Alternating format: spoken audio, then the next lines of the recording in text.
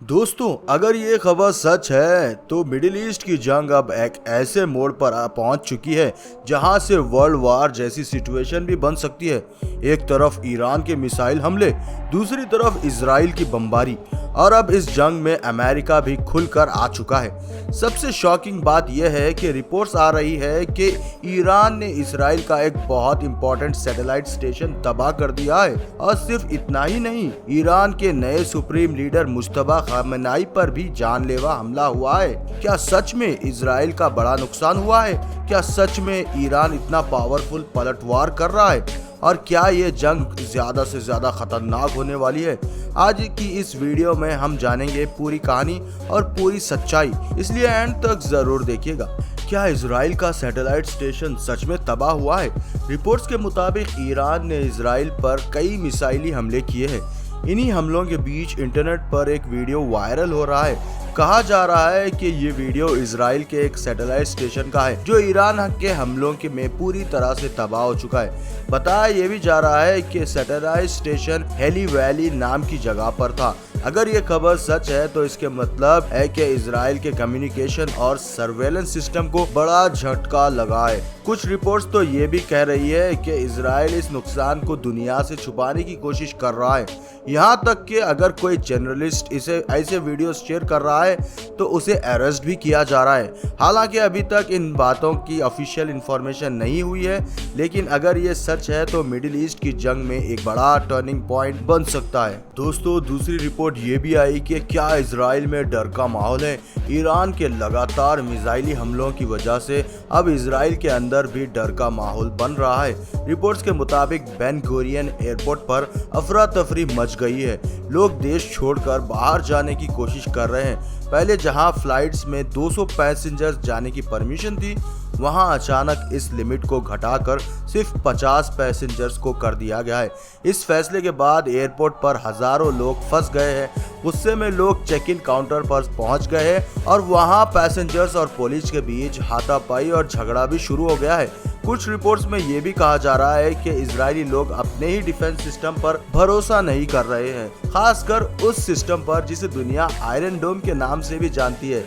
लोग कह रहे हैं कि अगर मिसाइली हमले इसी तरह चलते रहे तो उनकी जिंदगी को सिर्फ शेल्टर्स में ही छुप कर गुजारनी पड़ेगी। अब बात करते हैं इस जंग की सबसे शॉकिंग खबर की।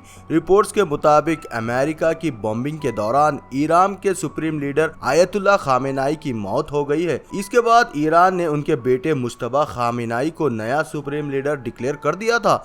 लेकिन हैरानी की बात यह है कि जिस हमले में अली खामेनेई की मौत हुई, उसी हमले में मुश्तबा खामेनेई भी बुरी तरह से जख्मी हो गए थे। मेडिकल रिपोर्ट्स के मुताबिक उनके बाएं पैर में फ्रैक्चर, पेल्विस जॉइंट में चोट और बाएं कंधे के लिगामेंट में सीरियस इंजरीज हुई है। उन्हें तुरंत हॉस्पिटल ले जाया गया, जहां उनकी इमरजेंसी सर्जरी की जा रही है। फिलहाल उनकी हालत नाजुक बताई जा रही है।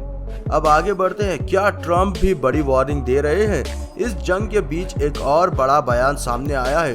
अमेरिका के प्रेसिडेंट डोनाल्ड ट्रंप ने कहा है कि अगर ईरान का नया सुप्रीम लीडर अमेरिका की शर्त नहीं मानता तो उसे टारगेट भी किया जा सकता है। इससे पहले भी इजराइल की तरफ से एक बड़ी वार्निंग दी गई थी कि जो भी ईरान का अगला सुप्रीम लीडर बनेगा उसे निशाना बनाया जा सकता है। अगर ये बात सच है तो ये सिचुएशन मिडिल ईस्ट को और ज्यादा अनस्टेबल बना सकती है। और आगे बढ़ते हैं, जानते हैं क्या है जंग का बड़ा नुकसान। इस जंग का असर सिर्फ ईरान और इजराइल तक ही सीमित नहीं है। रिपोर्ट्स के मुताबिक ईरान का भी ये भी कहना है कि अमेरिका और उसके एलाइज के हमलों की वजह से अरब कंट्रीज को भी हैवी डैमेज उठाना पड़ सकता है।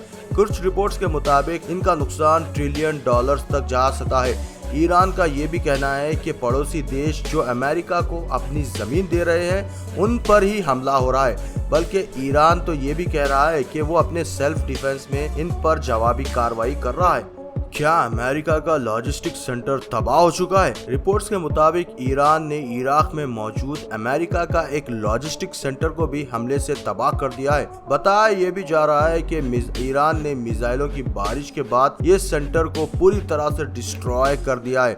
अगर ये खबर सच है तो इसका मतलब ये है कि जंग अब सिर्फ ईरान और इजराइल के बीच नहीं रही, बल्कि ये अमेरिका वर्सेस ईरान कन्फ्रंटेशन बन चुकी है। दोस्तों, मिडिल ईस्ट की ये जंग हर दिन और ज्यादा खतरनाक होती जा रही है। एक तरफ ईरान लगातार पलटवार कर रहा है और दूसरी तरफ अमेरिका और इजराइल भी अपने हमले तेज कर रहे हैं। अगर सिचुएशन ऐसी ही बढ़ती रही तो ये कॉन्फ्लिक्ट सिर्फ एक रीजनल वॉर नहीं रहेगी बल्कि पूरी दुनिया को इम्पैक्ट भी कर सकती है। अब देखना ये होगा कि आने वाले दिनों में सीज फायर होता है या जंग और बढ़ सकती है। अगर आपको ये वीडियो पसंद आई तो लाइक और सब्सक्राइब जरूर करिएगा। Thanks for watching, see you letter.